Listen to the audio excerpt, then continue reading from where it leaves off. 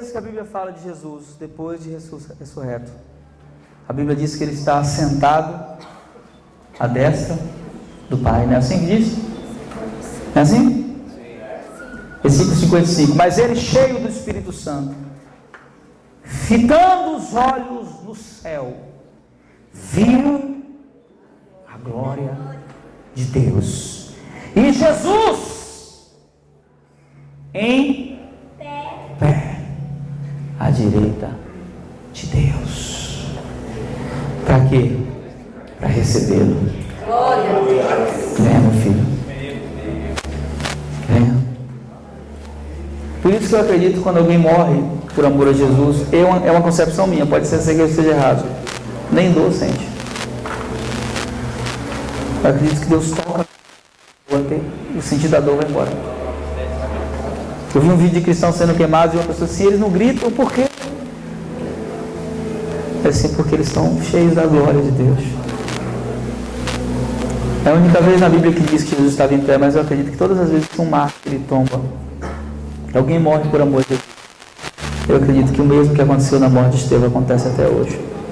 Ele não fica sentado no trono olhando, ele se levanta. Ele, olhando para o céu, viu os céus abertos, viu a glória de Deus e viu Jesus em pé do lado de Deus. Está vendo? Seu lugar é aqui. Aí quando ele vê isso, quando ele tem essa visão, versículo 60 diz que ele, pondo-se de joelhos, ele estava tomando as pedradas e ainda estava em pé. Preste atenção nesse detalhe. Ele estava tomando as pedradas, eles estavam como? Mas quando ele vê o seu Senhor de pé, o que ele faz? Ele faz como os 24 anciãos. Aleluia. Ele tira a sua coroa.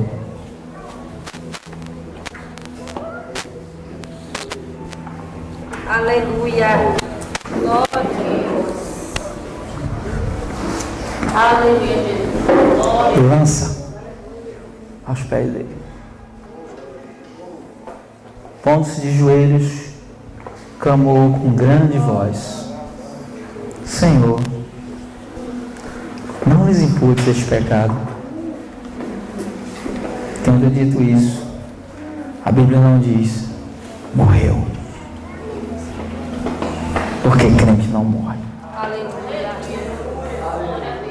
A Bíblia diz adormeceu. Dormir é sinônimo de descansar. Havendo dito isso, descansou. Aleluia. No colo de quem? Nos braços de quem? Quem foi que estava em pé? Foi nos braços de quem que ele adormeceu? Jesus. Dois ambientes. Um espiritual, onde só ele via, e um carnal onde todo mundo via, mas tinha um jovem lá que não entendeu aquilo. Jovem Saulo. Essa de quem estava apedrejando Estevão estava nos pés dele. Ele deu a ordem. Porque ele começou a ver aquela cena. O coração dele foi impactado. Deus não se revela a alguém que ele não já iniciou uma obra.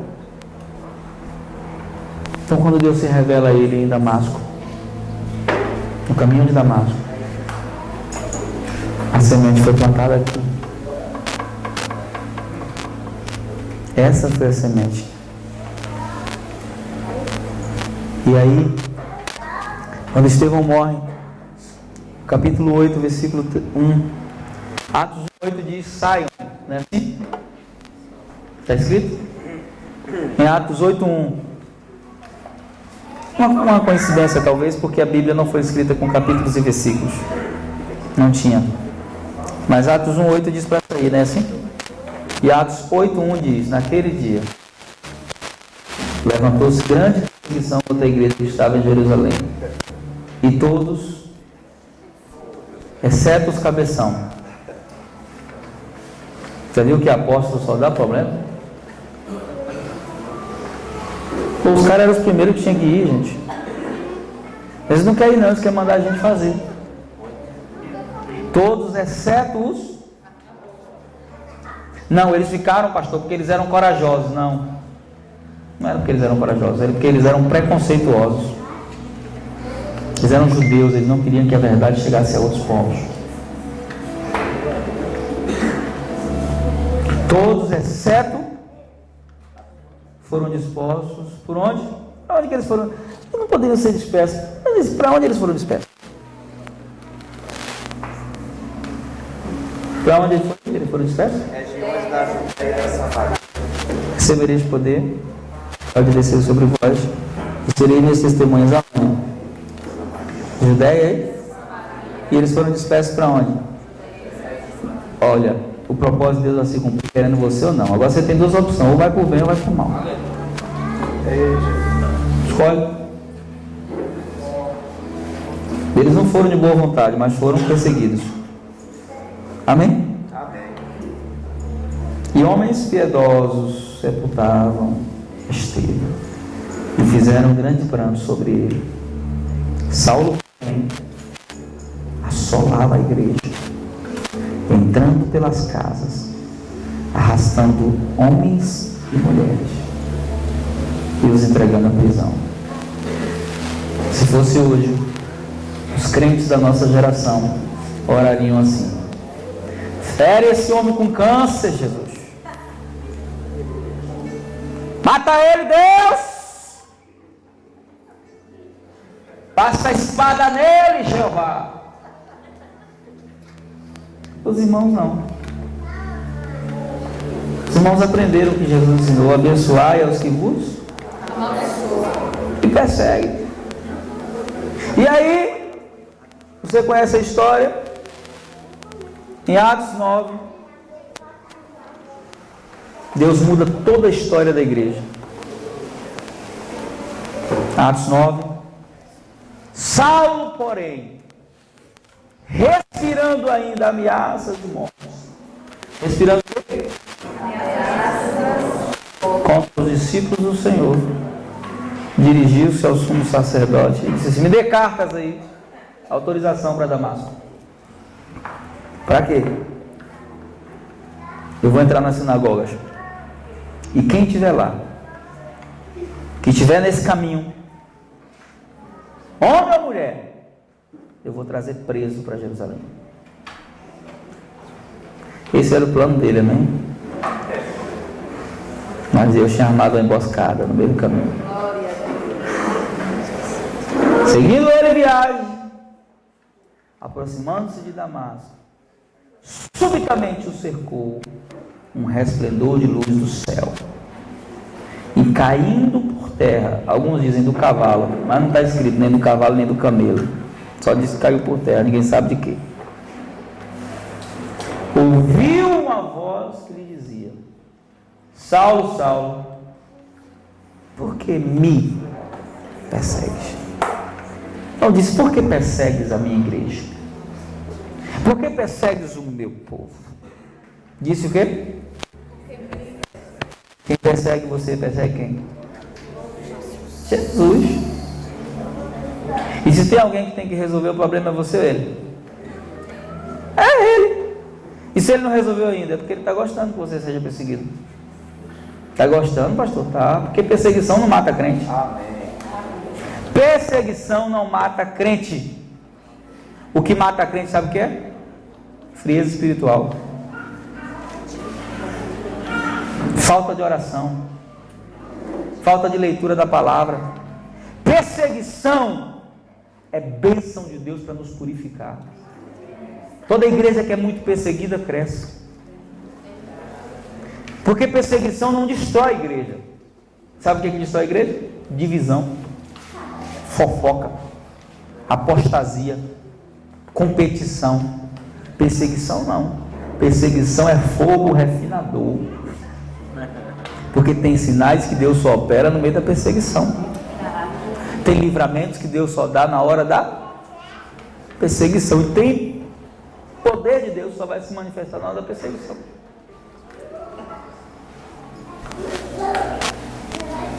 Então, se está sendo perseguido e Deus não fez nada ainda, se Ele não resolveu ainda, fique tranquilo. Descansa. Porque se Ele quiser resolver, Ele faz igual Ele fez aqui. Por que me persegue, Saulo? E ele conhecia essa voz. Não sei se através de uma religiosidade, não sei, mas ele conhecia. Porque ele não pergunta assim: quem é você? Quem é você? Ele pergunta: quem és tu? Senhor. A palavra aqui é Kyrios, no grego. Senhor de tudo, absoluto, dono de tudo que é meu. É a palavra que ele usa. Mas essa pergunta, quem és tu, diz que ele conhece a pessoa, ele conhece o nome, mas esse quem és tu dá a entender que ele não tinha intimidade com esse Senhor, que ele sabia tudo sobre esse Senhor, mas não sabia quem ele era. E ele responde: eu sou Yeshua, a quem tu persegues. E eu vou dizer para ti, é duro ficar dando murro em ponta de faca. É duro recalcitar contra os aguilhões. E ele, tremendo, o valentão ficou tremendo. E atônito disse: Senhor, o que você quer que eu faça? Sabe que Paulo, Saulo que era interessante, que eu admiro muito Saulo, eu gosto de Paulo, eu gosto muito dele. Porque olha só que cara, ele era um cara inteligente. O que eu mais admiro em Paulo, aqui na Saulo, ele não resiste a Deus. Quando ele não acreditava em Jesus, ele acreditava em Adonai, na terra. Ele sabia que estava perseguindo Jesus.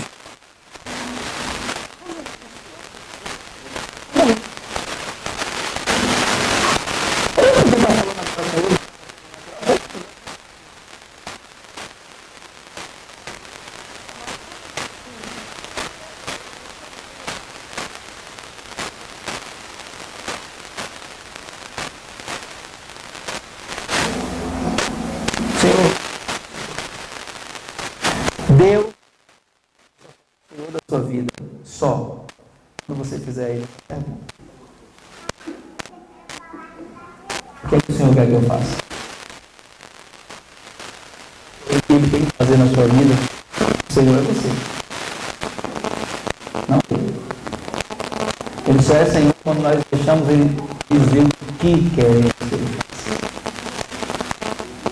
Disse o Senhor: levante-se, pode levantar. Entra na cidade e lá será dito o que convém fazer. Dizer: não sou eu vou usar alguém. Deus trabalha só. Trabalha com paciência conosco. Sabe uma coisa que mais me fascina em Deus? Se você pegar qualquer patrocinador, Nike, Tim, Vivo, Adidas, qualquer patrocinador desses poderosos do mundo, nenhum deles tem coragem de patrocinar um anônimo. Aí os conhecidos, eles dizem: cara, você vai ser o nosso garoto propaganda. Não, eles querem Neymar, Cristiano Ronaldo, Messi, Taylor Swift, Michael Jackson quando era vivo. Eles querem alguém que já está em... O teu patrocinador é diferente. E o teu patrocinador é melhor que a Nike, que a TIM, é melhor que a Vivo. O teu patrocinador pega o pobre do pobre, do monturo, do necessitado, e faz assentar em cadeia. O teu patrocinador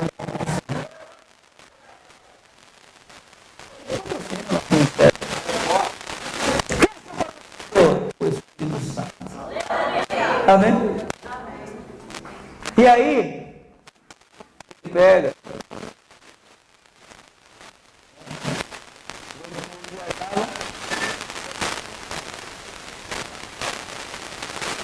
Não viu ninguém. Saulo levantou-se da terra, os olhos, não via nada, ficou cego. Guiado pela mão, foi conduzido a Damasco. Esteve 3 dias sem ver e não comeu. Isso também é logo um jejuzão aqui. Ficar cego, quero ver o que foi que aconteceu. E aí é onde eu vou entrar na 6ª manifestação dos dons do avivamento. Dons espirituais em verdadeiro. Estou falando. Irmão de Damasco. O irmão não era de Jerusalém, o irmão era de onde? Como não era?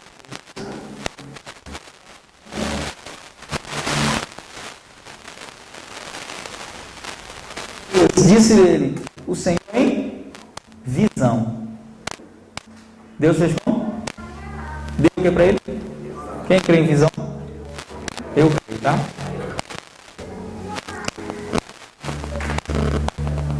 Ananias! Ele disse, Senhor, eis-me aqui. Está vendo a diferença? A relação de Ananias com a relação de Saulo? Quando Deus se revela para Saulo, qual é o que ele faz? Quem é, Senhor? Quando Deus se revela para Ananias, o que é que Ananias diz? Senhor, eis-me aqui. Eu sei quem tu és. Intimidade. Senhor, eis-me aqui. Aí diz assim: vai à rua chamada, diga assim, o nome da rua. O nome? Como era o nome da rua? Procura a casa de um homem chamado Judas. Como era o nome do dono da casa? Um homem de Tarso, chamado Saulo. Pois eis que ele está orando. Ele estava fazendo o quê? E viu um homem. Peraí, melhor, volta. Ordenou-lhe o Senhor. Peraí. Viu um homem chamado Ananias entrar, impondo-lhe as mãos, para que recuperasse a vista. Respondeu Ananias: Senhor. É interessante essa parte aqui, porque Ananias, mesmo tendo intimidade, ele tenta fazer algo que a gente sempre faz, que é um dos motivos principais de Deus não nos usar. A gente quer instruir o Senhor. Ele tenta apresentar Saulo para Deus. A gente faz isso até quando ora pelos familiares. Deus, salva meu marido. Mas o Senhor sabe, né, que aquele homem é duro de coração. O Senhor sabe. Ele disse: Senhor, há muitos ouvi acerca desse homem. Talvez o Senhor não esteja sabendo, mas eu sei. Ele tem feito muitos males aos teus santos em Jerusalém, viu? Se o Senhor não tem informação, eu quero lhe dar agora. E aqui, a coisa é pior aqui. Ele tem poder do sacerdote para matar todos que invocam teu nome. Só não conhece ele, não? Isso glória do Senhor. Vai, rapaz. Paga a teimosia, vai. Porque esse que você está vendo, eu vejo com outros olhos. Para você ele é uma afronta.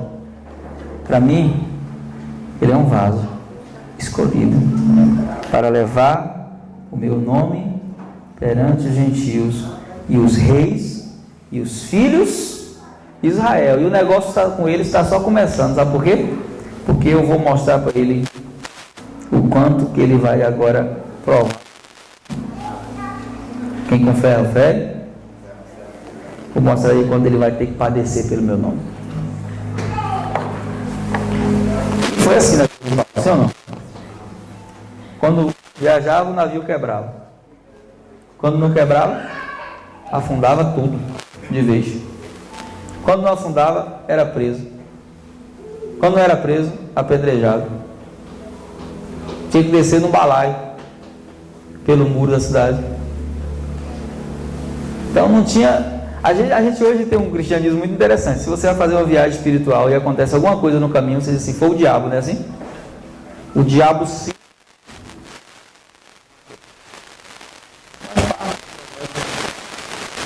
Se o carro quebrar, a gente diz que é.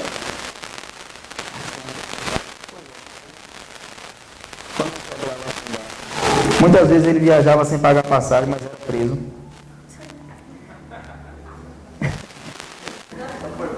De graça.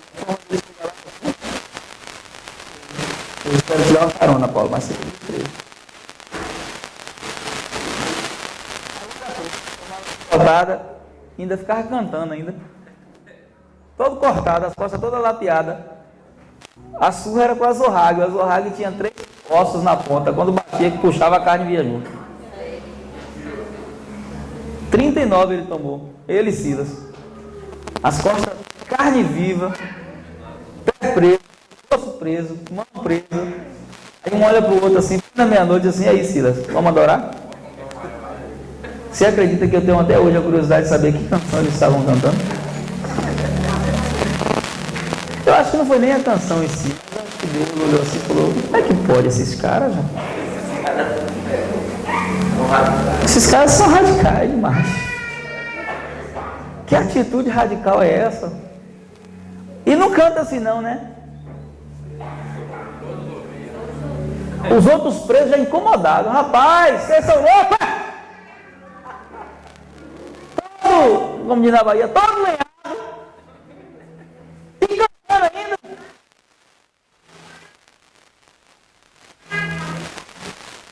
Pega esse cantor. Ficou inspirado, viu?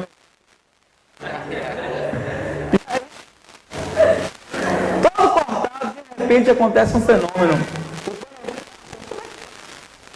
No lugar. E não abala eles, né? Aí a Bíblia diz que as correntes caem das mãos. O carcereiro, quando vê aquilo, vai assim: morri, estou frito.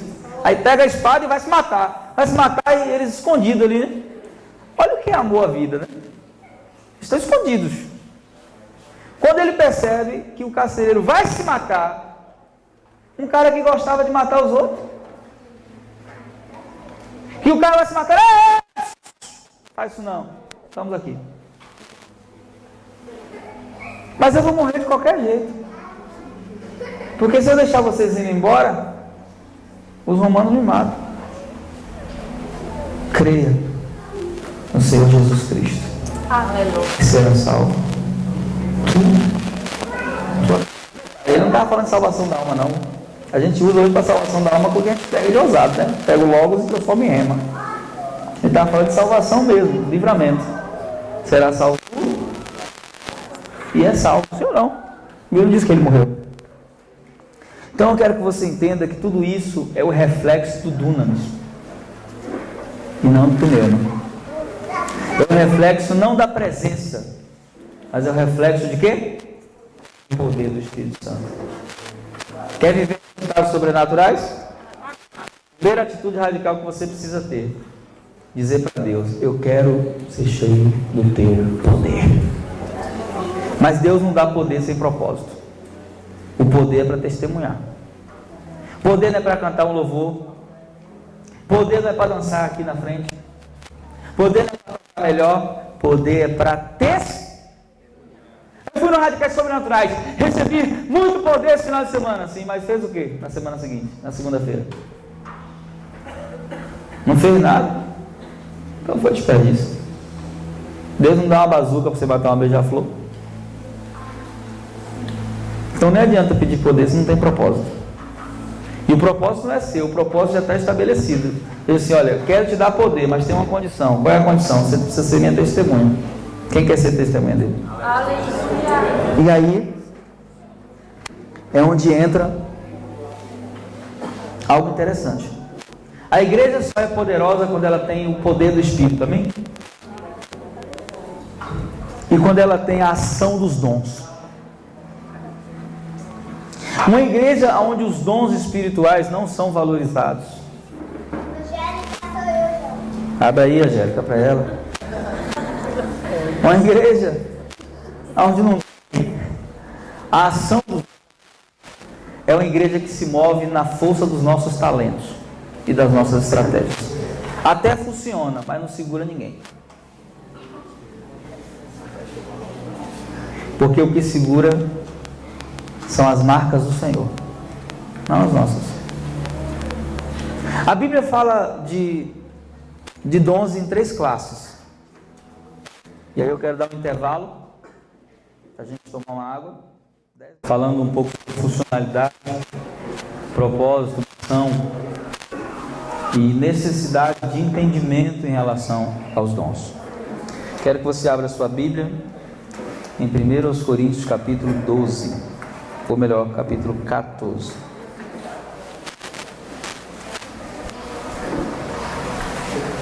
Não, é 12 mesmo. É que eu vou falar dos dois, aí eu fico com um na cabeça. Não é? Achou aí? Versículo 1. A respeito, não quero que sejam ignorantes. A respeito dos dons espirituais, irmãos, não quero que sejam o quê? O que é uma pessoa ignorante? Aqui no Nordeste, uma pessoa ignorante é uma pessoa bruta, né? A gente diz assim, fulano é ignorante, né? Quem já ouviu alguém falar assim? Fulano é ignorante, né, fulano? E aí é aquela pessoa bruta, tipo seu Lunga, que trata todo mundo mal. Sou ignorante, né? Só que a palavra ignorante aí na Bíblia, ela não tem essa conotação. A palavra ignorante aí se refere a alguém que não tem conhecimento verdadeiro e pleno em relação a algo. Por exemplo, eu sou um cara ignorante em algumas áreas. Em algumas áreas eu sou ignorante. Se a gente for conversar a respeito de alguns questionamentos, algumas situações, eu sou ignorante em relação a essas áreas. Por exemplo, informática. Eu sou um cara ignorante em relação à informática. Eu sei o básico do que eu preciso para usar no meu dia a dia, mas se eu for conversar, por exemplo, com um cara que é um técnico em informática, ele vai me ensinar coisas que eu não sei. Naquela área eu sou o quê? Ignorante. Eu não tenho conhecimento daquilo. Então Paulo ele diz assim, olha, a respeito dos dons espirituais, ele diz assim, não quero, irmãos, que sejais ignorantes. Ignorante em relação ao que? A gente vai falar disso. É interessante ele falar isso, porque Paulo está falando para a igreja do Novo Testamento que mais tinha dons. Nenhuma igreja no Novo Testamento tinha tantos dons quanto essa aqui. Pode deixar aí que a gente vai passar bem lá na frente, não é agora não. Nenhuma igreja do Novo Testamento tinha tantos dons como essa. Abre aí 1 Coríntios capítulo 1. Agora é você que vai ler, versículo 7. 1 Coríntios 1, 7.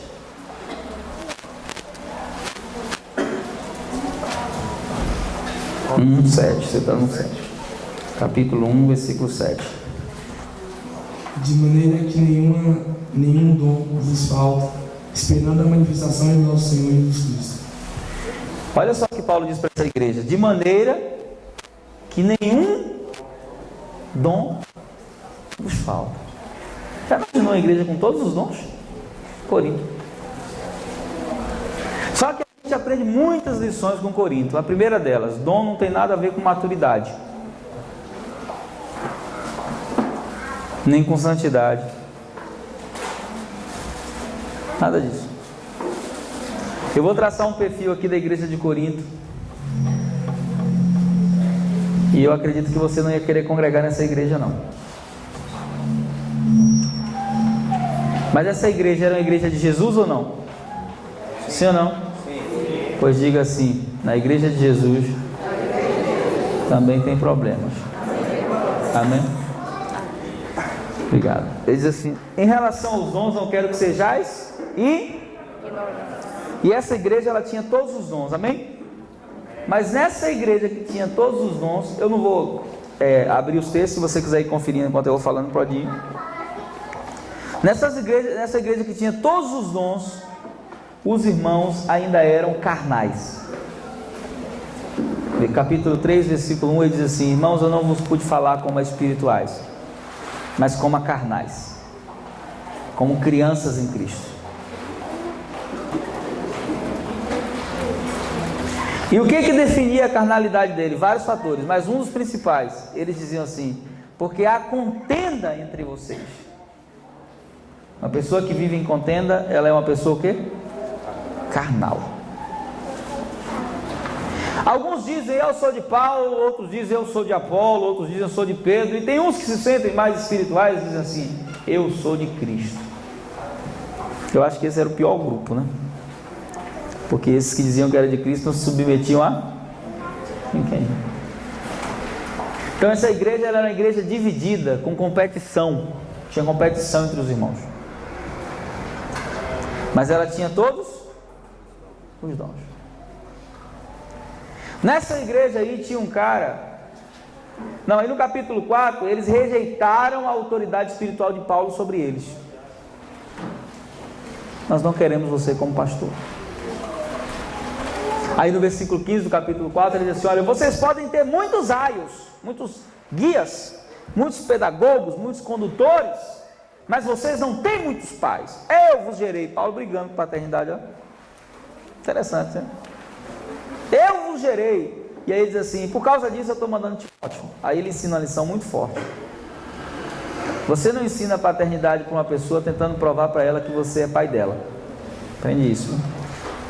Você ensina a paternidade para os filhos colocando um filho legítimo para viver com eles. Você não ensina a paternidade espiritual tentando provar para a pessoa que você é pai dela. Você ensina a paternidade espiritual colocando um filho legítimo para viver com eles. Ele diz: isso eu vos enviei, porque ele conhece o meu procedimento, caráter em Cristo. Então Timóteo, como filho legítimo, porque quando a gente fala de nós mesmos, parece que estamos legislando em causa própria. Gente, como pai, para entender que aquela pessoa ali está querendo ensinar alguma coisa, a forma de honrar, a forma de tratar, tudo isso.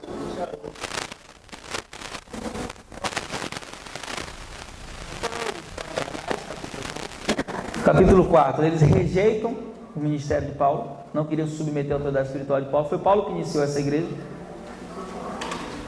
Capítulo 5, lá nessa igreja tinha um cara que pegava a madrasta.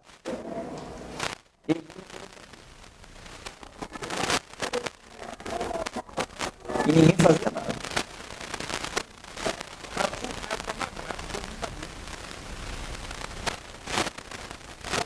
Está imaginando a situação?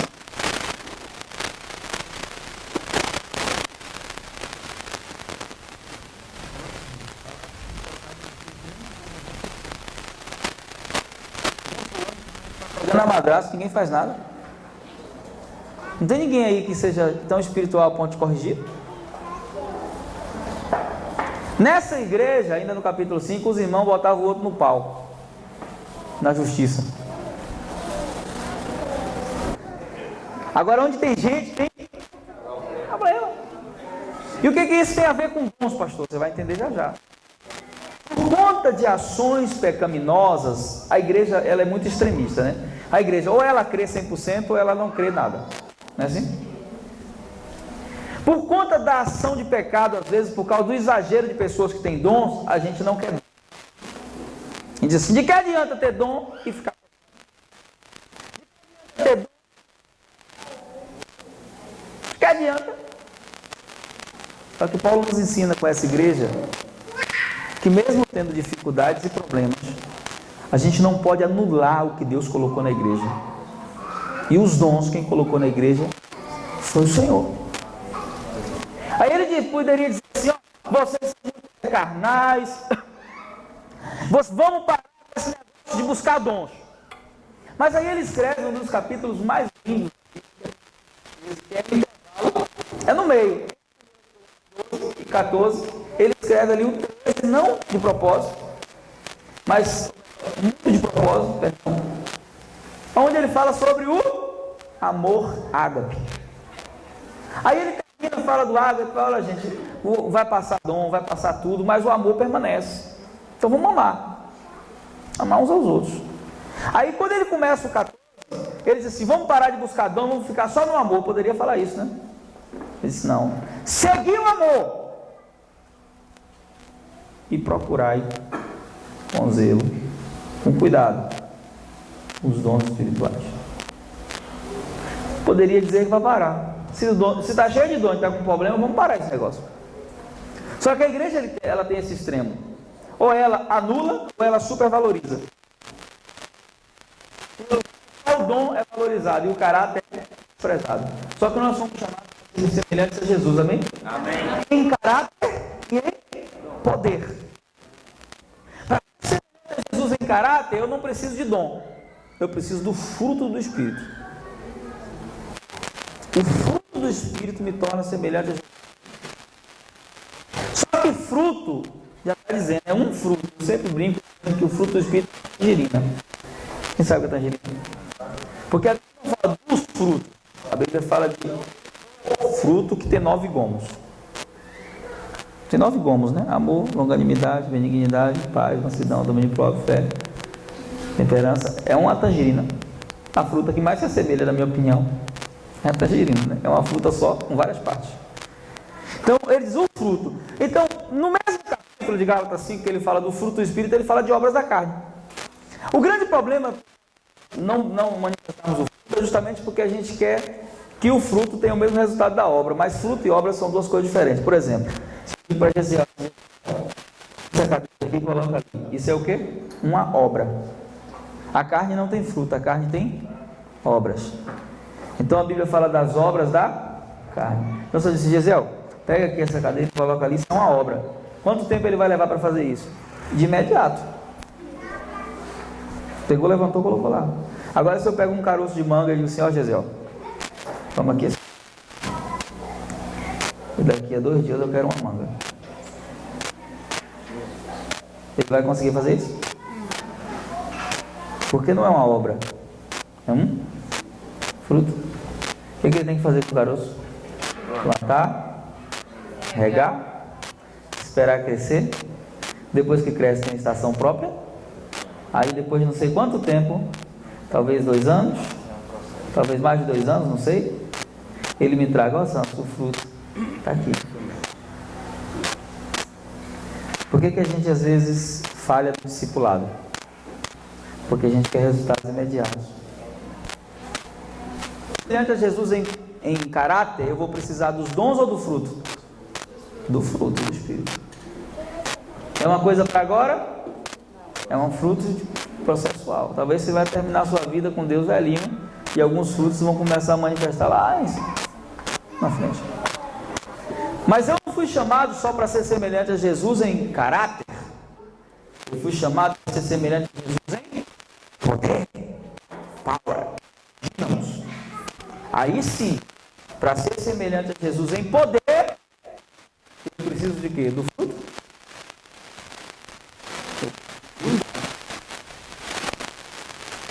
O fruto e não tem os dons, ela vai ser semelhante a Jesus em caráter, mas não vai ser semelhante a Jesus em poder. Uma pessoa só tem os dons, mas não tem o fruto, ela vai ser semelhante a Jesus em poder, mas não vai ser semelhante a Jesus em... Eu preciso dos 2. É como fazer pão. Quero pão da Bíblia. 3 ingredientes para fazer pão: farinha e óleo. Se colocar óleo, vai quebrar disso. Se colocasse pouco óleo e muita água, ficar duro o pão. Então, para ficar no ponto certo, tem que colocar um pouco de óleo. Misturava a medida certa de óleo e de água na farinha, o pão ficava saboroso. Uma pessoa que só tem muitos dons e não tem caráter nenhum, não tem sabor. Uma pessoa também que tem muito caráter, mas não tem expressão, não tem influência. Eu preciso dos dons, mas eu preciso do fruto também. Semelhantes a Jesus em caráter. O que é ser uma pessoa radical para viver o sobrenatural? Ser radical nada mais, nada menos é do que ser parecido com Jesus. Você sabe qual foi a postura mais radical de Jesus? Não foi operar milagres, nem sinais. A postura mais radical de Jesus foi cumprir princípios. Qual foi a postura mais radical de Jesus? Cumprir. Porque muitas etapas da sua vida espiritual, você não vai saber qual é a vontade exata de Deus e com clareza. Nem todas as etapas Deus traz clareza. Um dos maiores questionamentos que você tem, que eu tenho, que todos têm, que eu já tive muitas vezes é o seguinte: qual é o próximo passo agora? Porque ele falou ontem. Você vai ser uma palavra, mas e agora? Eu faço o quê? Qual é a vontade de Deus para a minha vida nesse momento? E o Espírito Santo me respondeu, Senhor, em muitas ocasiões você não saberá a minha vontade, mas se você cumprir os meus princípios, você será conduzido à minha vontade sem perceber. Amém? O princípio está no ponto de partida, que é a boa. Chegar ao ponto que Deus quer é um resultado, porque Deus nunca está destino sem estabelecer um caminho. Então, você mesmo, um passo de cada vez. Tem momentos na nossa vida espiritual, e isso é muito forte que eu vou falar, isso aqui é para algumas pessoas que o Senhor está me falando aqui, em que você vai correr. Você vai sentir muita velocidade nas coisas. Mas que Deus vai mandar você andar. Tem outros que você vai mandar você parar.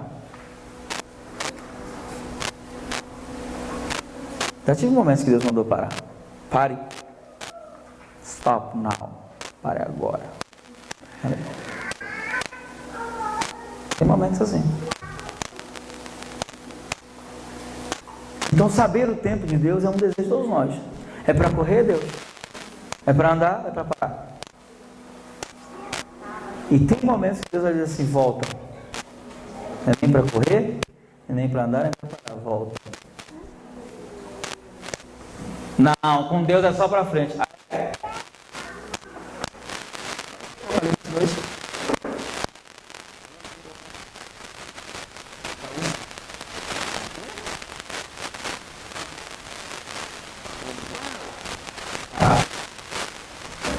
A prática das primeiras obras. Não se restaura primeiro amor com a vontade de Deus. Você restaura voltando a praticar o que deixou de praticar. Então tem horas que é para correr, tem horas que é para andar, tem horas que é para... E tem horas que é até para voar. Voar nas asas dele. Amém? Agora, entender isso está ligado à sua intimidade com Deus. Por isso que eu preciso ter caráter, que é gerado pelos frutos, pelo fruto, amém? E eu preciso ter poder, que é gerado pelos dons. Não estão entendendo? Amém. Tá facinho, né, o que eu estou falando? Ok. Alguém tiver alguma dúvida pode perguntar. Diga. Essa questão dos frutos e dos dons está relacionada com você ser igreja, fazer parte do reino também? Também. Está ligado aos dois, né? Se mover como igreja e se mover no reino. Nos dois são necessários manifestar dons e frutos, né? Porque os dons eles são para edificação da igreja. Edificação para quê? Aí vem, para produzir resultado no reino. Okay? Então aí, eu não vou focar no fruto, porque a gente está falando um pouquinho sobre dons, não vou focar no fruto, amém? Porque senão a gente vai ter muito tempo para explicar, e eu não gosto de explicar mais ou menos, então a gente vai demorar muito. Mas eu vou focar na questão dos dons. A Bíblia fala de 3 tipos de dons. A Bíblia fala dos dons da graça, a Bíblia fala dos dons do Espírito, e a Bíblia fala dos dons de ministério. Então no Radicais a gente fala sobre chamado, sobre dons, sobre vocação, sobre ministérios, ok? Os dons da graça estão estritamente ligados à vocação que você tem. O erro que a igreja cometeu no passado, que a gente não pode repetir na nossa geração. Eu falei aqui na sexta-feira, mas não completei, fiquei na metade, que nós somos uma geração de transição. E muita gente ficou na dúvida, o que é uma geração de transição? Uma transição é a geração que faz criação e outra. A Bíblia fala de transição 3 vezes. Existem 3 transições importantes na Bíblia. Então uma geração de transição é uma geração que eu chamo de geração de Jordão. Todas as vezes que há uma grande transição na Bíblia, o Jordão está presente. Primeira grande transição na Bíblia, a transição do ministério de Moisés para o ministério de Josué. Tem Jordão, sim ou não? Quando Josué é animado, a primeira coisa que ele faz é passar o Jordão. Segunda geração de transição na Bíblia, não vou entrar nisso. Elias e Eliseu. Tem Jordão. Eliseu vai de volta. Terceira geração de transição? João Batista, Jesus. Tem o quê? Tem Jordão. Então, o símbolo da transição. Se Deus quer mudar o curso da história, tem um rio. Na verdade, Deus está dizendo isso. Por que tem um rio? Porque o rio não é algo parado. É algo que está em... Para, sabia? Tem que ser a igreja parar, o movimento do Espírito continua? Pode não continuar dentro da igreja, vai para o meio dos católicos. Vai lá para os muçulmanos. O movimento do Espírito não para porque a gente para. O movimento do Espírito continua. Que é o Jordão. A geração nossa é uma geração de Jordão. Nós somos uma geração de Jordão, de transição. Nós temos que perceber isso e fazer o que os três fizeram. Primeira atitude de Josué, ele demarca seu tempo. Antes de passar o Jordão, ele vai voltar. Diga para o seu irmão, você precisa demarcar seu tempo. E ele demarca o tempo para quê? Para deixar um sinal para as próximas gerações. Eu vou demarcar meu tempo. Eu vou fazer rádio naturais, vou fazer coisas, vou publicar vídeo na internet, mas o meu tempo vai ficar demarcado. E eu viverei o que vive hoje com Wesley, o que vive os homens que marcaram o seu tempo. Mesmo depois de morto, eu ainda vou falar. Wesley fala até hoje. Já morreu. Lutero fala até hoje. Os grandes heróis da fé falam até hoje. Quando você demarca seu tempo, sua voz não é calada quando você morre. Sua voz continua ecoando mesmo depois de você morto. Porque pode calar. Só quem pode calar a sua voz profética é você. Nem a morte pode. Eu já fui despertado lendo livros de homens que não está mais entre nós, está na glória. Mas a voz daquele homem era tão nítida que eu li o livro e tinha a sensação de que ele estava ali, perto de mim. Não sou espírita, amém? Essa sensação que eu digo é a sensação dizendo assim, eu estou conversando com esse cara aqui, ele está me dizendo o que foi que ele fez. Mas ele está dizendo porque ele deixou uma marca no seu legado, deixou um legado. Então nós precisamos deixar isso, os radicais têm essa proposta. A segunda transição de Jordão é marcada também por um sinal. Qual o sinal? A unção dobrada.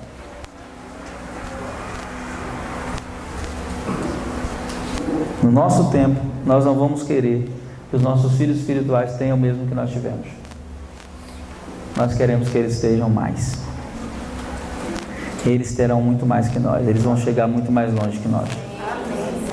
Eu me sinto envergonhado se um discípulo meu chegar onde eu cheguei. Mas eu vou me sentir totalmente feliz se ele me superar. Eu quero que todos os meus discípulos me superem. Todos. Isso não vai me trazer tristeza, vai me trazer muita alegria. A geração de transição, a geração de Elias, a geração da restauração de todas as coisas, a geração desse tempo tem uma característica. Eu converterei o coração dos pais aos filhos. E o coração dos filhos é uma geração que vai chegar, vai fazer, vai se destacar, mas vai respeitar a geração anterior. Não, uma característica importante é uma geração de transição. Não vai menosprezar a geração anterior, não vai desrespeitar a geração anterior, nem vai... Pelo contrário, vou respeitar a geração que veio antes e na geração que vem depois de mim, vou ter o tempo favorável de Deus no meu ministério. E aí, quando você começa a olhar isso, você vai descobrir que a igreja cometeu um erro. O erro de supervalorizar quem ia para o ministério e menosprezar quem ficava. Então eu quero dizer que nem todo mundo vai para o campo missionário. Nem todo mundo. Tem gente que a vocação dele é ser médico, policial, e vou pegar pesado, políticos. Eu creio na política como vocação, não como opção, ou como... Eu sou totalmente contrário a pastores que são políticos. Ou melhor, deixa eu corrigir minha fala, que se candidatam a cargos políticos. Se quer se candidatar a um cargo político, renuncie sua função e seu ofício. e vá. Porque quando chamaram o William Billy Graham para se candidatar a presidente da América com chance de 90% de ganhar a eleição, o William Billy Graham disse: não vou rebaixar meu turno, meu cargo, eu sou missionário, você sou evangelista, você presidente da República, aonde que eu vou me rebaixar? Um homem que tinha consciência de quem era. Não vou me rebaixar. Então sou totalmente contra homens, e a gente está numa época de política, sou totalmente contra homens que são pastores e se envolvem em cargos políticos. Para mim, abortaram o seu ministério. Mas sou a favor de cristãos envolvidos na política, mas dentro de uma compreensão, qual? Missional. A política como missão. Você não pega um missionário para enviar para a África e diz assim: ó, está aqui a passagem, se vira. O cara tem que ir para uma escola de missões, ele tem que estudar a missão transcultural, ele tem que aprender o idioma daquele país, os costumes daquele país, para quando ele chegar lá, ele conseguir A gente pega o irmãozinho que é gente boa na igreja, que conhece todo mundo, e faz um monte de coisa boa no bairro, que dá sopa, que faz aquilo, diz assim: vai ser político. O cara não entende nada de legislação, ele não tem nada de judiciário, nada de executivo, nada. Ele vai para lá como um burro. Chega lá, o ambiente já é corrompido, porque é um ambiente corrompido. Você chega, o sistema já está estabelecido, as corrupções já existem antes de você chegar. Você não pode anulá-las, você pode manobrá-las, e só pode manobrar quem tem sabedoria e conhecimento para usar a lei ao seu favor. Senão, porque se não se render, morre. Quando você entra em um sistema formado, você não tem opção. A única opção é ir contra de forma inteligente, mas só vai de forma inteligente quem conhece seus direitos. A gente pega um cara totalmente despreparado e coloca lá, depois reclama que ele está colocando dinheiro na cueca. A culpa é nossa. As eleições estão chegando, e você sabe que um dos erros muito grandes da igreja é que a igreja não sabe votar, né? Uma das definições mais fortes que eu tive sobre voto foi que voto é unção. Antigamente, quando você queria que o rei governasse por você, você derramava a cabeça dele, né? Hoje, quando você vota em uma pessoa, você está dizendo assim: eu quero que você seja o rei que vai governar sobre mim. Então não reclame depois de derramar óleo sobre a cabeça de um macumbeiro, de um ímpio. Não reclame. Você fez a sua escolha. Então, como vocação, é preciso aprender como funcionar. Amém? Então tem homens que vão ser vocacionados para isso. Tudo isso está envolvido na área dos dons da graça. Amém? Então, os dons da graça, eles têm muito a ver com capacidades e talentos que Deus te dá, e instintos que te movem em relação a algo. Não vou entrar muito nesse detalhe. Os dons do Espírito são 9. São 9 dons. 3 dons de falar, 3 dons de fazer e 3 dons de saber. 3 dons de falar, 3 dons de fazer e 3 dons de saber. Os dons de ministério são 5: apóstolos, profetas, evangelistas, pastores e mestres. Nem todo mundo aqui tem um dos 5. Nem todos são apóstolos, nem todos são profetas, nem todos são pastores, evangelistas, nem mestres. Mas todos são sacerdotes. E eu vou dizer para você: ser sacerdote é melhor do que ter qualquer um desses 5 ministérios. Sabe por quê? Porque os ministérios são temporários, mas o sacerdócio é eterno. Os ministérios só vão durar enquanto a igreja precisar. O sacerdócio não. E eles reinarão sobre toda a terra. Porque para o nosso Deus os compraste e os constituíste reis, e eles reinarão sobre toda. Então não fique em crise se você não for apóstolo, se você não for pastor. Você é sacerdote, amém? E como sacerdote, você já pode fluir no seu ofício sacerdotal, operando nos dons que Deus te deu. Então não vou entrar muito na questão dos 5 ministérios, porque é um assunto muito expansivo e gera muitas dúvidas também. Mas voltando aqui para os dons do Espírito, que estão em 1 Coríntios capítulo 12, onde Paulo fala sobre eles. Ele fala de 3 dons de saber, 3 dons de fazer, 3 dons de falar. Ele diz: portanto, quero fazer compreender que ninguém versículo 4, 12, 4. Ora, há diversidade de dons, mas o Espírito é o mesmo. E há diversidade de ministérios, mas o Senhor é o mesmo, né? Então ele divide aqui, Pai, Filho e Espírito. Ele fala, há diversidade de dons e o Espírito é o mesmo, falando do Espírito Santo também. Há diversidade de ministérios, mas o Senhor é o mesmo, falando de Jesus. E há diversidade de operações, mas é o mesmo Deus que opera tudo em todos. Então, quando o assunto é operações, quem se move é Deus. Não que tenha essa separação, só para você entender. Quando o assunto é ministérios, é o Senhor que é o cabeça. Quando o assunto são os dons do Espírito, é o Espírito que rege.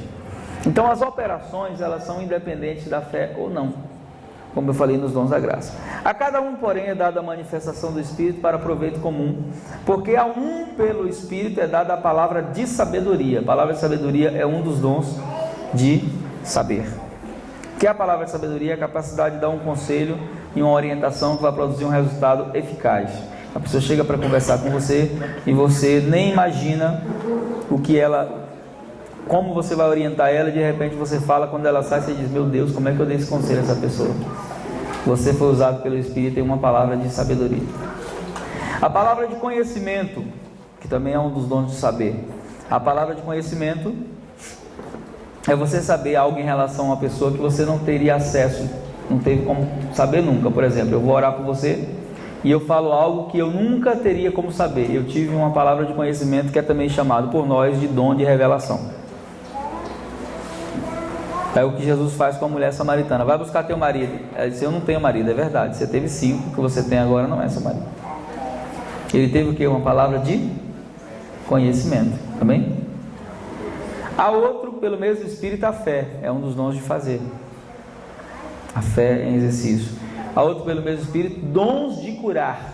Não é dom de curar, é dons. Ou seja, uma variedade de dons que tem uma funcionalidade de gerar cura, não só física, espiritual, mas também emocional. A outra, operação de milagres, também é dom de fazer. Aí ele vai e traz mais um dom de saber.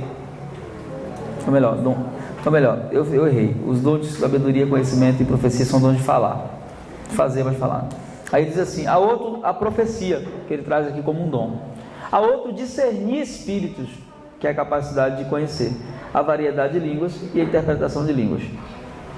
Então, todos esses dons, eles são interessantes, né?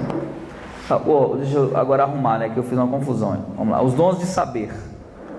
Os dons de saber. Palavra de conhecimento, palavra de sabedoria, discernimento de espírito. Os dons de falar. Profecia, variedade de línguas, interpretação de línguas. Os dons de fazer, né? Fé, dons de curar e maravilhas, né? Que é o dom de operar maravilhas. Então são 3 dons de fazer, 3 dons de saber e 3 dons de falar. Amém? Depois está gravado, você vai pegar e vai assistir para entender melhor. Não dá tempo. Ou vai para Salvador fazer o curso com a gente, que dura 2 anos. Então, ora para vir para a região o curso, né? Amém. E aí, esses dons, eles são ferramentas que o Senhor nos concede para operarmos e sermos semelhantes a Jesus em quê? Já esqueceram, foi? Poder. Semelhante a Jesus em poder. O que é um dom, pastor? É uma capacidade de saber algo que você, ou melhor, de fazer algo que você não tem condição de fazer só. Isso é um dom. Se você consegue fazer só, você não precisa do dom. Mas, por exemplo, nós vamos sair hoje à tarde, né? Vocês, eu não vou. Vocês vão sair hoje à tarde, para a Blitz do Amor. Aí você vai encontrar alguém lá na rua com um problema físico, por exemplo. Você sabe que você não tem como curar aquela pessoa. Mas Deus tem, sim ou não? Pode orar e o dom de operar ali e aquela pessoa ser curada. Então aí, eu quero focar um pouquinho nisso, né? Talvez não vai dar para a gente fazer os exercícios como eu queria, porque é curto. Mas vai vir radical nível 2, a gente pode focar mais, amém? A água vai sendo o pastor dá e vai ser mais perto do que vocês imaginam. Amém. E aí, não vai dar para fazer hoje os exercícios como eu queria. Por exemplo, os dons proféticos, eu quero focar neles mais. Os dons proféticos, eles são os que mais impressionam. Porque imagina você encontra alguém que não tem intimidade com você, tipo ontem, o profeta Helder chegou aqui ontem e falou algumas coisas com o pastor Dai que a gente tem certeza que não tinha como ele saber. Teve visões em relação ao pastor Dai que a gente sabe que tem tudo a ver com o que o pastor Dai estava vivendo. Então, você querendo ou não, você fica impressionado, assim, poxa, que cara usado. Mas aí nós cometemos alguns erros. Por exemplo, a profecia, que é o dom mais comum dos proféticos, né? De todos os dons proféticos, a profecia é o dom mais comum. Existe a profecia como um dom, que é aquela pessoa que ela não precisa ser treinada para aquilo, ela já sabe, ou talvez ela nem sabe, ela já flui naquilo espontaneamente, ela não precisa ser treinada. Mas existe a profecia como uma característica de desenvolver uma capacidade sobrenatural de profetizar. Por exemplo, a gente aprendeu que só pode profetizar quem tem um dom, quem não tem não pode. Mas o que a Bíblia diz sobre isso? O que a Bíblia fala sobre isso? Eu fui agora para Colômbia. Quem quiser ir ano que vem comigo, pode ir. A gente vai, é muito bom, Overdose. E no Overdose eles fazem já há 7 anos oficinas proféticas. Então lá no Overdose, enquanto está acontecendo o congresso, tipo aqui, se fosse aqui, eles dão pulseiras para todo mundo. E enquanto o congresso está acontecendo, pessoas com pulseiras vermelhas, amarelas, azuis e várias cores. Aí, enquanto o congresso está acontecendo, eles têm umas salas lá, várias salas que são chamadas de salões proféticos. Então aí você está aqui ouvindo a pregação, de repente aparece o aviso: pessoas com pulseiras vermelhas se dirigem aos salões proféticos. Aí você vai, você entra no salão, tem 4 pessoas, 2 pessoas experientes em profecia e 2 que estão aprendendo a profetizar.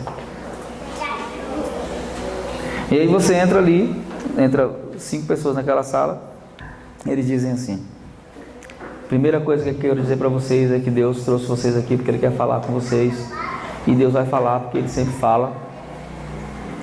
Agora, Deus pode falar muitas coisas ou poucas coisas, não depende do nível de tanto que Ele fala, a importância não está nisso. Tem pessoas que Deus vai falar muito, tem gente que Deus vai falar uma palavra, tem gente que Deus vai falar pouquinho, mas Deus vai falar com todos. A segunda coisa, eu quero que vocês tenham uma expectativa de que Deus vai falar, porque Deus não fala onde não há expectativa.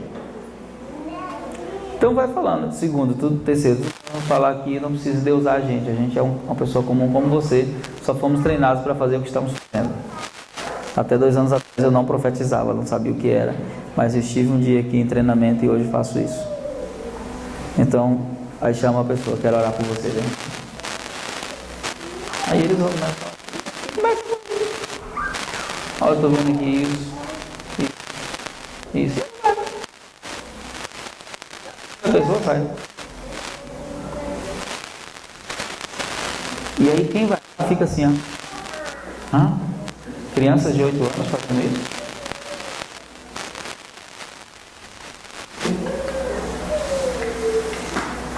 Normal. Para eles não tem nada.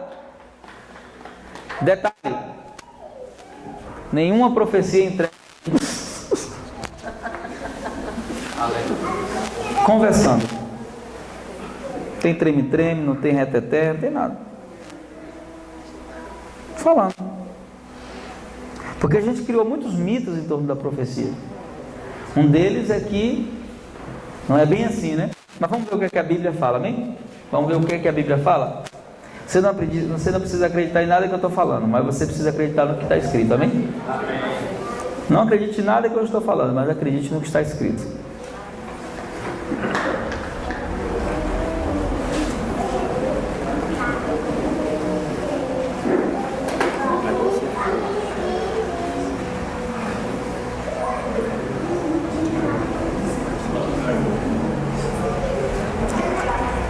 Quem encontrou aí 1 Coríntios 14?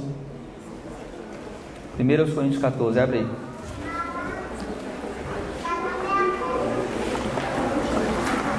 Quando houver dúvidas, pode levantar a mão e perguntar. Pastor, eu tenho uma dúvida sobre a questão. Na verdade, eu ia fazer essa pergunta para você depois, entendeu? Mas eu acredito que é melhor até fazer publicamente, porque vai servir para hoje. Na verdade, foi muito ensinado para nós que a unção para o ministério, ele lhe dá uma condição a nível de batalha espiritual em algumas áreas. Por exemplo, quem é ungido para pastor tem uma condição espiritual de batalha contra principados ou potestades em algumas dimensões. Isso é verdade ou é mito? Mito. A autoridade espiritual não está ligada a ofício ou título, está ligada a posicionamento em Cristo.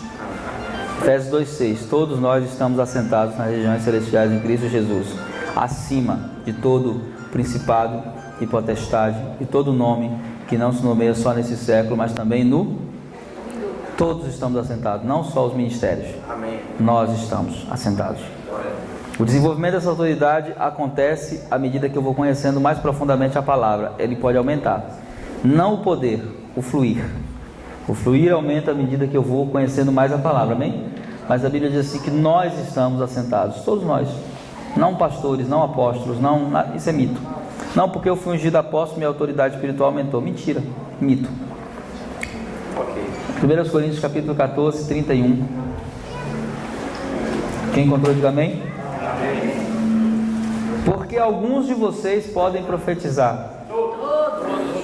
Quantos podem profetizar? Quantos podem? Todos? Cada um por sua? Para que todos... Para que todos façam o quê? Aprendam. E todos sejam consolados.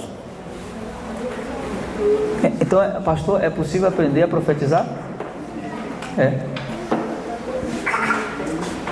Quer ver um exemplo? Vem cá você aqui, Josinho.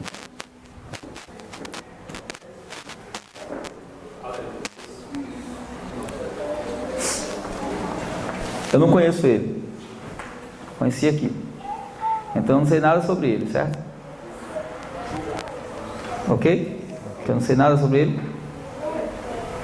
Então, quando a gente faz as oficinas, a gente ensina o seguinte: primeiro, a leitura espiritual em relação à pessoa. Eu sei que ele é homem, sei que ele é solteiro, porque ele não tem aliança nenhuma. Isso é uma leitura que eu estou fazendo dele, ok?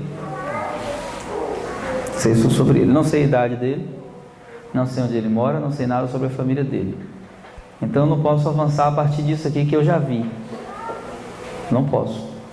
E aí a profecia tem 3 níveis: revelação, aplicação e interpretação. 3 níveis: revelação, aplicação e 3 níveis. A revelação é o que eu estou tendo agora.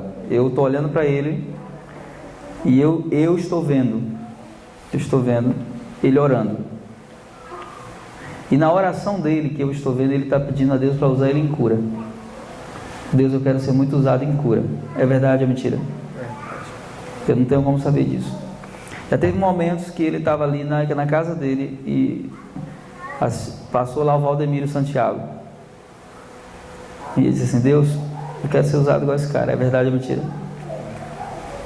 Então não tem como saber disso. Isso é revelação. Às vezes a revelação não vem dessa forma. Às vezes eu olho para ele e vejo uma muleta. Isso é revelação. Aplicação e interpretação são 2 passos perigosos. Muita gente não erra na revelação. Muita gente erra na aplicação e na interpretação.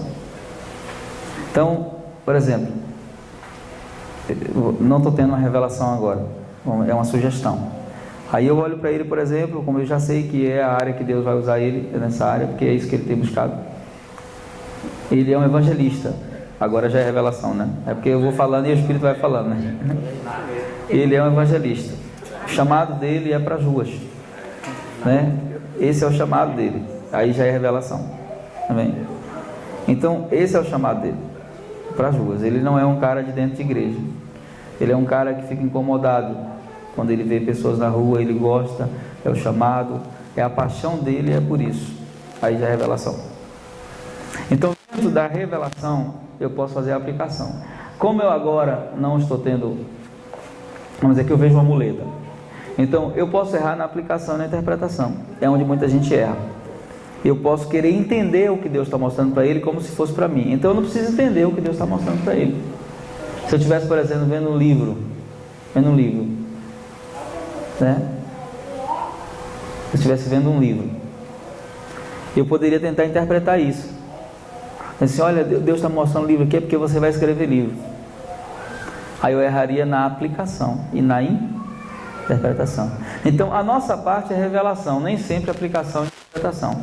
Aplicação e interpretação deve haver quando tem exatidão em você. Você tem certeza do que está falando.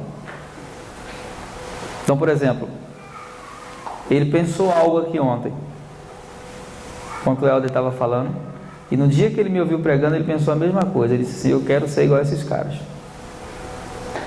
Não foi assim? E eu não conversei com ele hoje. Eu peço a Deus todos os dias. Entendeu? Então isso é revelação. Só que isso que eu estou fazendo agora aqui não é um ensaio. Eu estou ouvindo o Espírito Santo falar comigo aqui.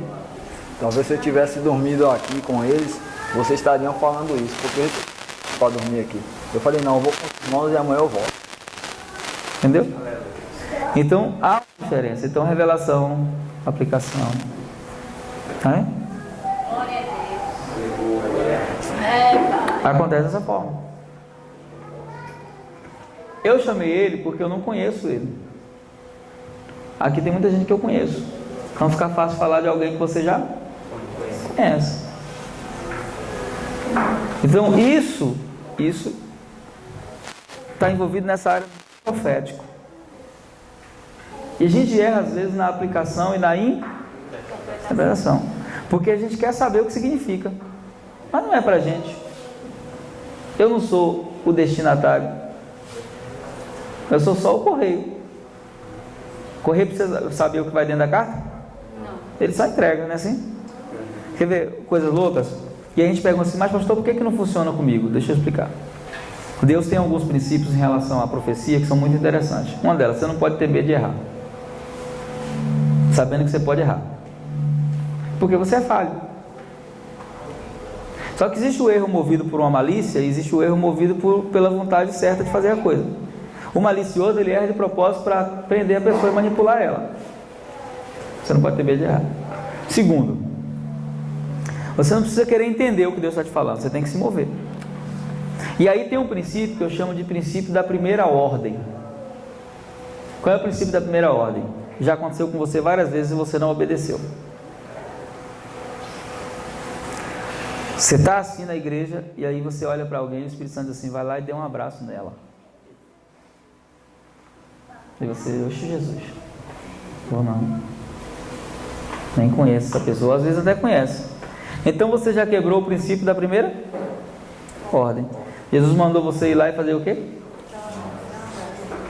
Mandou fazer outra coisa? Não. Mas quando você obedece, vai lá e ó, dá um abraço, aí vem a segunda ordem, a terceira, a quarta. Ore pela família dele, porque ele está passando a luta em casa. Aí você ora. O Espírito Santo vai falando por etapas. O nosso problema é que a gente negligencia a primeira ordem. É como o cara que Deus falou assim, vá ali e empurre aquela montanha. Aí ele foi e começou a empurrar. Passou o dia inteiro empurrando a montanha. Quando foi de noite ele chegou triste. Deus, eu empurrei a montanha, me perdoa, Senhor. A montanha não moveu 1 centímetro. É só, meu filho, eu estou muito feliz com você. Eu não mandei você mover a montanha, eu mandei você empurrar, e você obedeceu. Eu estou plenamente feliz com você. Eu não disse que a montanha ia se mover. A ordem de Deus foi o quê? E ele obedeceu? Mas o resultado foi o que ele esperava? Mas foi o que Deus esperava? Está tudo certo então no mundo espiritual? Você entende que em caso do problema somos nós?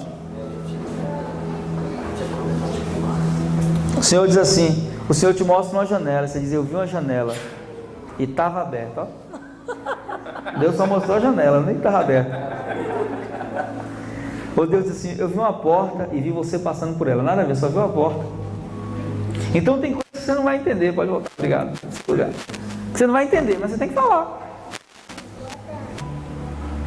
Você entende que é uma coisa às vezes boba, né? Então hoje à tarde vocês vão sair para as ruas. Quem vai para a Blitz, né? O exercício vai ser lá na prática. Vocês vão abordar várias pessoas falando do amor de Deus. A Blitz do Amor é um evangelismo diferenciado. E aí eu quero ensinar alguns princípios sobre os dons, para a gente fechar, e para a Blitz, amém? Deles. Você vai sair para as ruas para evangelizar, certo? Você vai encontrar pessoas bêbadas, você vai encontrar pessoas drogadas, você vai encontrar pessoas que não gostam de crentes. Vai encontrar gente de todo tipo. Não se preocupe com a religião. Esquece a religiosidade. Então tem algumas coisas que você não pode fazer na rua. Não pode. Na verdade não é que não pode, não deve. Por exemplo, vem cá você. Você vai evangelizar na rua, você encontra a pessoa, certo? A Bíblia é um evangelismo diferenciado. Quem já foi treinado sabe. Você não chega e dá um folheto para a pessoa. Tá? Jesus te ama. Não. Você vai abordar alguém com um sorriso no rosto e perguntar para ele assim, né? Homem com homem, mulher? Posso te dar um abraço? A pessoa, alguns vão dizer sim, outros vão dizer não. Aí os que disserem sim, você dá um abraço de verdade nele. Quando você abraça, você começa a orar pela pessoa. Vai querer sair igual ele quis. Aí você abraça e começa a orar pela pessoa. Essa oração já vai ser uma oração Sinais para você orar. Ora pela família, pela vida da pessoa. Se for uma senhora, ora pela família, pelos filhos. Como é que eu vou saber se ela tem filho ou não? Se não tiver, não tem problema, não está perdendo nada. Mas nessa hora que você começar a introduzir o assunto, o Espírito entra com você. Talvez quando você começar a orar pelos filhos, Senhor abençoa os filhos dessa mulher, o Espírito Santo vai dizer, ela tem uns filhos que estão nas drogas. Aí você já vai orar, Senhor quebra todos os vícios na casa dela. Não precisa dizer qual é o vício. Está entendendo? Pessoas que têm a maturidade, Deus vai falar até o nome, o vício e tudo. Mas esse impulso ele vai surgir dentro de você. Aí você ora. Essa é uma das abordagens, amém? É uma das abordagens que a gente vai fazer. Vocês vão fazer essa tarde, amém? Segunda abordagem, pergunta para a pessoa, você tem alguma enfermidade? Tem alguma doença, alguma enfermidade? Ele disse assim, eu tenho uma dor no ombro que eu estava jogando futebol, caí e meu ombro nunca mais foi o mesmo. Ah, é?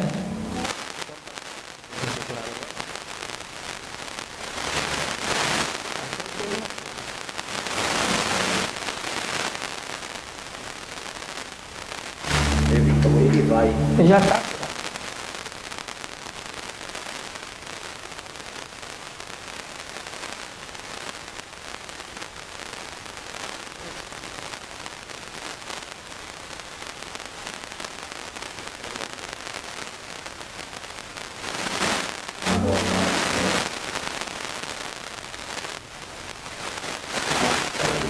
A iniciativa tá vendo?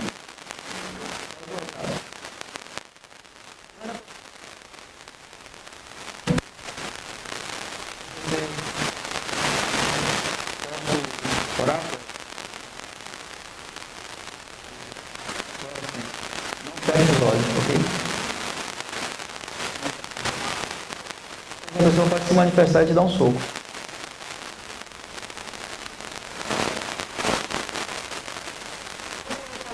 Para ele manifestar, você tem autoridade espiritual. Amém. Com demônio não se fala gritando. Não se fala gritando. Sem fazer alarde, sem chamar a atenção, você Satanás calado, sai dele agora, em nome de Jesus. Acabou. Voltou a pessoa.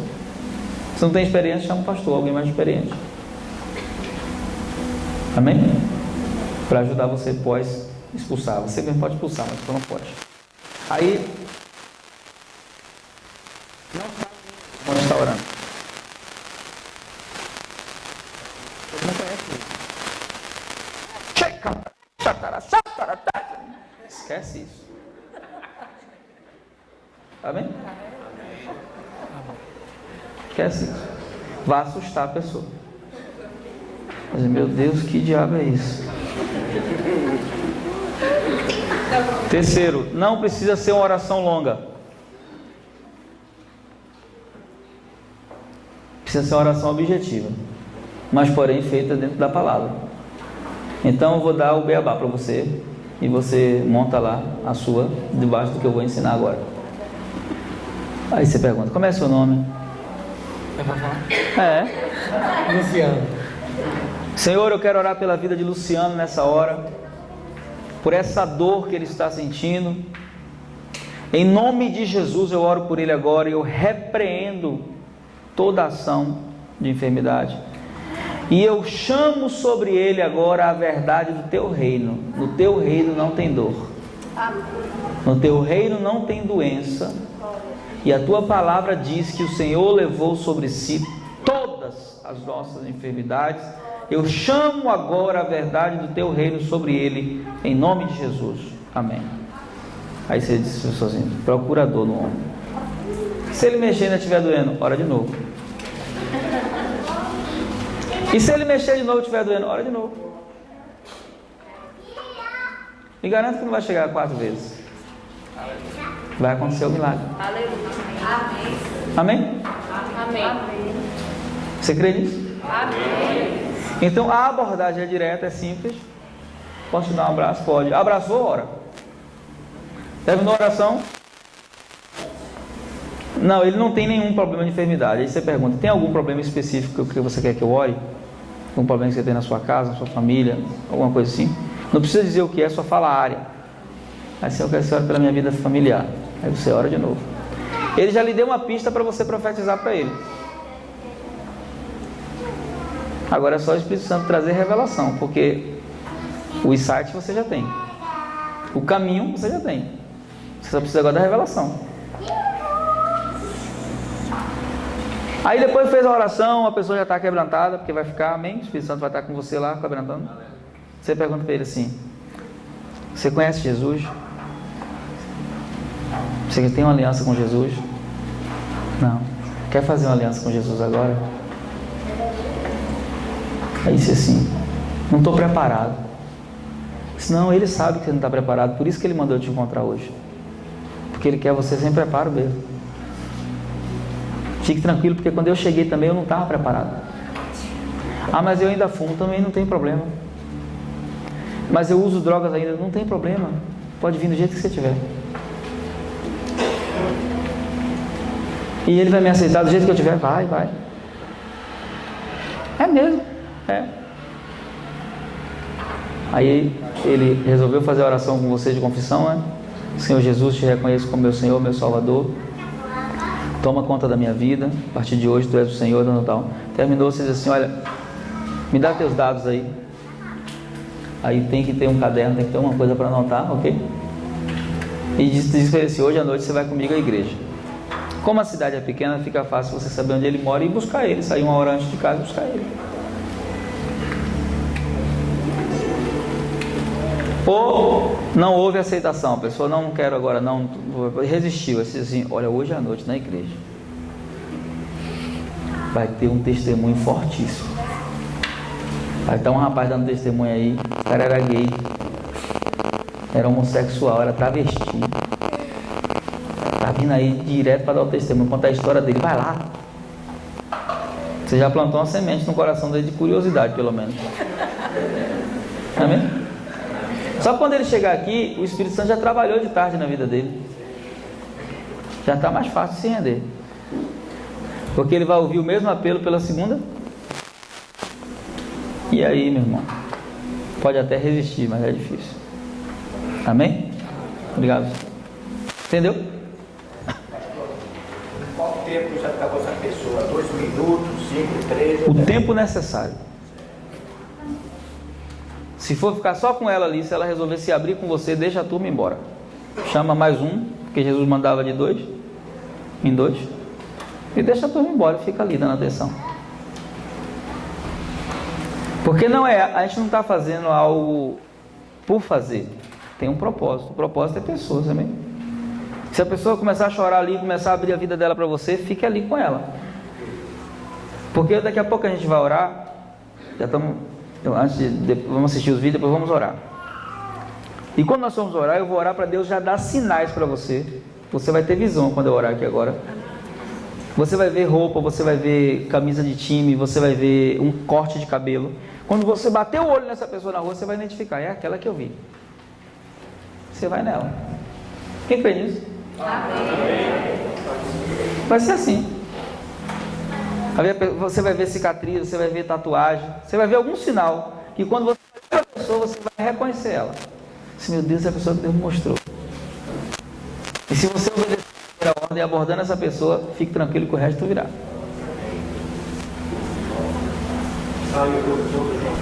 Todo junto. Sair daqui vai sair 3 horas, vai durar até 5 horas. 1h30, até 4h30, porque à noite tem um culto. Ô pastor, mas tipo assim, se eu for entrar em algum bar, essas coisas, é sempre bom, e homem e mulher, né? Porque não soltar a mulher, aí tem que ir homem também.